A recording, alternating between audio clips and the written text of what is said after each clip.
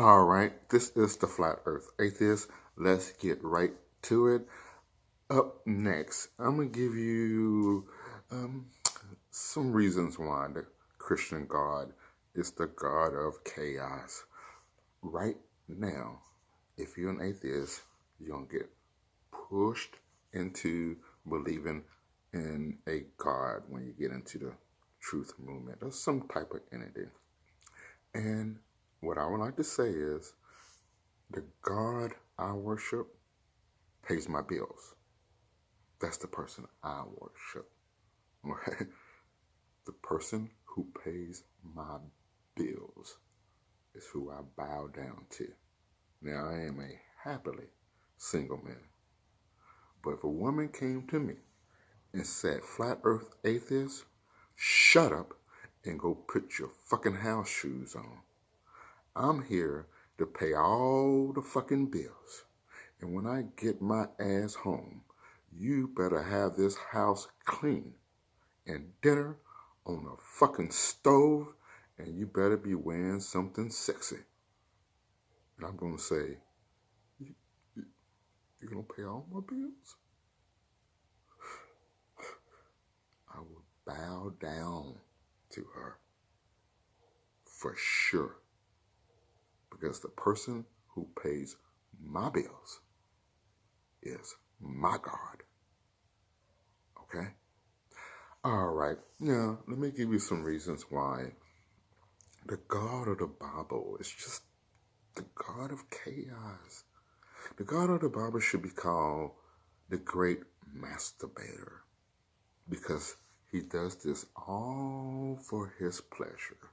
And I'm going to give you some reasons why, okay? The all-knowing God sees everything from the beginning to the end instantly. So when the all-knowing God was forming Satan, he instantly knew Satan was going to be bad. Okay? When he was forming Satan, he saw everything happen in a flash. What was going to be involved with Satan. But he liked it. And he kept forming Satan. And then he kept promoting Satan to different positions. In a hierarchy, you don't get promoted unless the person on top says so. So he allowed Satan to be promoted and to gain,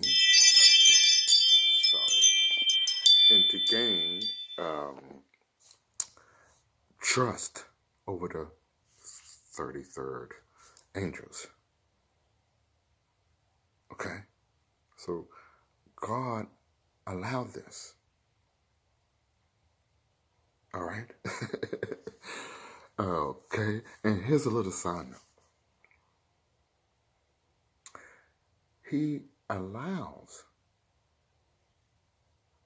the fallen angels to mate with the humans and taint the blood before he says, yeah, okay, it's a great idea. I'm going to use it later on. But y'all can't do that. I'm going to put y'all away. But it's a great idea. I'm going to use it later. Okay? So he allows Satan in the garden to mate with Eve, to corrupt the seed. Okay?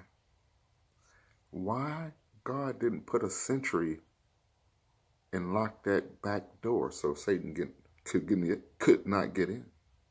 He did it when he kicked Adam and Eve out of the garden. He put a sentry on it so nobody can enter. I wonder why he allowed that back door to be open. Maybe because he wanted Satan to come in. Okay? It's all part of his chaotic reasoning. Okay? Because he could have very well put a sentry on that door so Satan couldn't get in. He did it afterwards. All right. um, yeah. So yes, getting back to the angel thing, he punished the fallen ones for mating with the humans, but he allowed his angels to screw Sarah, Elizabeth, and Mary, and they're just a couple. See, he can do it. He can spread his seed to the humans, but the angels couldn't do it. Don't you can't do that. But I'm gonna do it. See that shit? Chaotic shit. Noah. Let's go to Noah. Now, imagine this. Imagine looking at someone that's 7 foot tall plus with flaky white skin, white hair all over, with red beady eyes, telling you the end of the world is coming. Would you follow that person? A 6 foot tall fucking lizard with possibly no testicles? Would you follow that motherfucker? I didn't think so. But that's who God picks to lead the free world. A fucking lizard. His dad was so upset. He asked God, why? What in the fuck is this? He pleaded with God when Noah was born. What in the fuck is this? What have I done wrong? Wow. Wow. That's who God picked. Crazy. I'm sorry, guys. I'm testing a new alarm, so you might hear it go off and on. I apologize. I have it fixed by next time. So that is one. Noah. Okay, here's another one. Lot and his daughters. Well, God sends himself as his son to go talk to Abraham about his cousin Lot. Okay. All right. Sends on 2 angels ahead of him, or him, or Jesus, or God, one of them. Two. They bipolar. And tells, hey, Lot, we got to get the hell out of here. Lot even offered to sacrifice his 2 daughters who are virgins to these people. And the angels go, hey, man, we got to get your ass out of here, man. And by the way, your daughter's going to think the world is going to be ended. So they're going to want to try to have sex with you. So don't do it. Just a reminder, I'm coming to save your ass here. Thank you for offering up your virgin's daughters to save our lives. I appreciate the gesture. And by the way, your daughters are going to try to have sex with you later on. Just a heads up. No. Don't worry about the sex part later. Don't worry. You go ahead and have sex with your daughters later. Just get the hell out of that place. Jeez. It's another one. Esau, who carries the bad blood of Cain.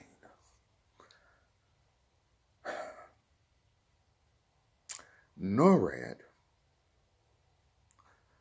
who is the great grandson of Noah, finds Adam and Eve's garments. Now, God didn't say, hey, man, Noah, your knucklehead great-grandson is going to try to steal these garments. Norad. I think I said his name right. And he's going to become powerful. He's going to build a fucking Nimrod, I'm sorry.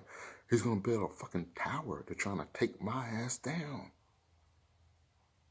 So make sure you hide those garments really fucking good. Because this goddamn Nimrod's a bad motherfucker. Alright? Nah. He lets him still. Nimrod becomes powerful. Builds a tower, they're trying to take him down. The most powerful man in the world at the time. Esau, who God hates. Absolutely despise. Finds Nimrod and kicks his fucking ass up and down on the fucking block. Up and down the block. You think God would say, you know what, Esau, man, I hate your fucking red ass. But goddamn, you did something I couldn't do. I mean, you did something I couldn't do.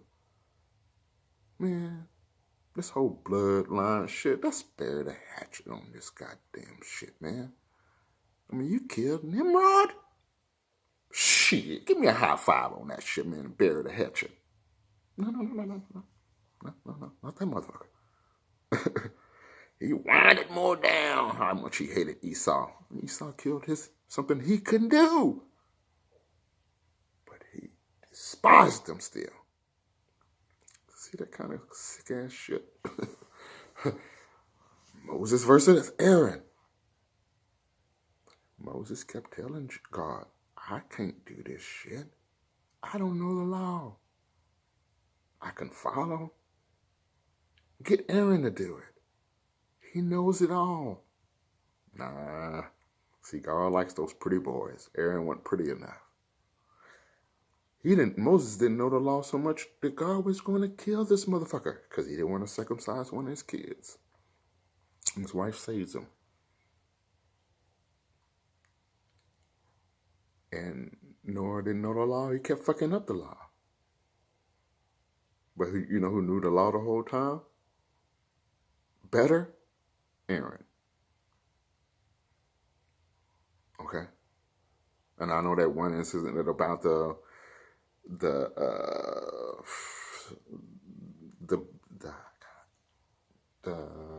Torres, the bull, but that's symbolic shit. But anyway, Aaron knew the law well enough to go into the promised land. Moses didn't. That's all I'm saying. So who was the better one? Aaron had to tell Moses everything. Aaron was the one who went to the promised land. Moses didn't. Aaron had to always tell Moses the law because he didn't know it. And Moses told God at the beginning, choose Aaron. Nah, Aaron's not pretty enough for me. I like your pretty ass. Another pretty one that he liked, David. Loves those pretty boys. Allows David to do any damn thing he wants to. Loved him. Love to see him kill motherfuckers. Go kill them motherfuckers. Go kill them motherfuckers. Go kill them motherfuckers. Had David killed so many motherfuckers, then he go, I don't know, David, man. Your ass killed too many motherfuckers, man. You got too much blood on your hand. Who gave him the orders to do it? This motherfucker gives David the orders to kill motherfuckers. Then have the nerve to say, David, you got too much goddamn blood on your hands, man. Thanks for doing that for me, though. You see how ungrateful this motherfucker is? What Moses did for him, what David did for him. But at the end, that shit wasn't good enough. Solomon. See, he knows how to pick him. King Solomon. Because you ask for wisdom, I'm going to give you wisdom in gold. But do me a favor. Don't be taking on the customs of those damn peasants.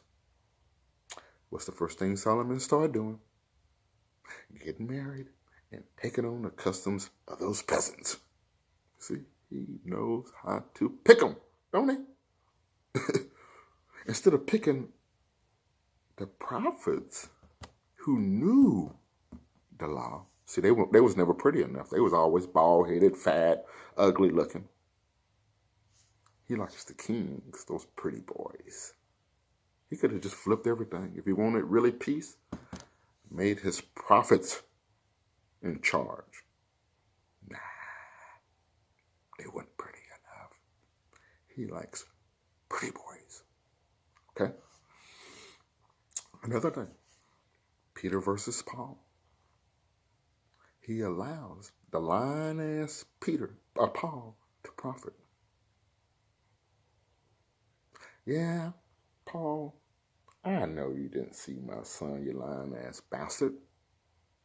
But see, you got the money backing of the Romans, and even though you're not teaching my son's law, you still got the money to back me up and, and get my religion going, even though you're teaching some bullshit.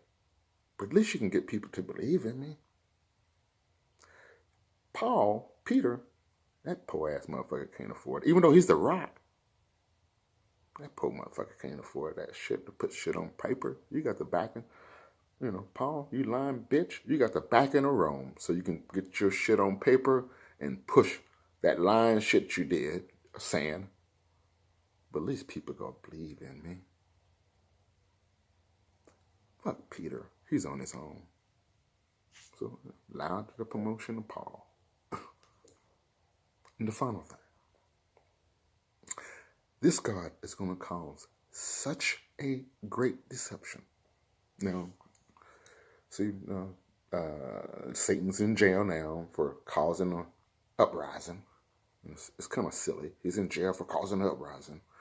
And so he's going to get out, and then he has to go back into jail for having sex with Eve for 1,000 years. It's like, can we run this shit concurrent to get this shit over with faster?